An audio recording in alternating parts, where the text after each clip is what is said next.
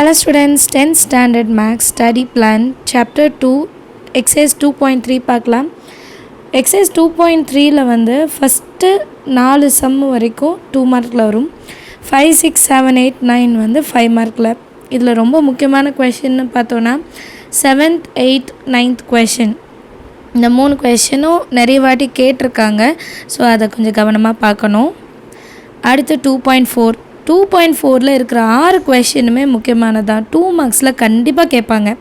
நம்ம அதுலேருந்து ஒரு கொஷின் எக்ஸ்பெக்ட் பண்ணலாம். 4th, 5th, 6th கொஷின் வந்து கண்டிப்பாக 5 மார்க்கில் நம்ம வந்து எக்ஸ்பெக்ட் பண்ணலாம். அடுத்து 2.5ல் ஏபிஐ இல்லையான்னு செக் பண்ணுறது, கரஸ்பாண்டிங் ஏபி கண்டுபிடிக்கிறது, இது எல்லாமே 2 மார்க்.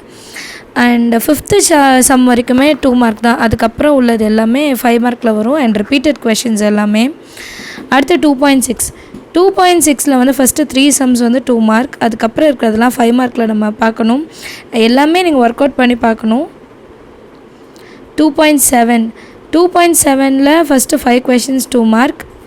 6th கொஷின்லேருந்து நம்ம 5 மார்க்கில் வந்து எக்ஸ்பெக்ட் பண்ணலாம். 2.8ல் ஃபஸ்ட்டு 4 கொஷின்ஸ் 2 மார்க். 5th சம்லேருந்து 10th சம் வரைக்கும் 5 மார்க். எல்லா சம்மே கவனமாக பார்க்கணும். அடுத்து 2.9 எல்லாமே 5 மார்க் தான். இப்போ செகண்ட் சாப்டரில் இருக்க 2 மார்க் என்ன 5 மார்க் என்ன நான் வந்து சொல்லிட்டேன்.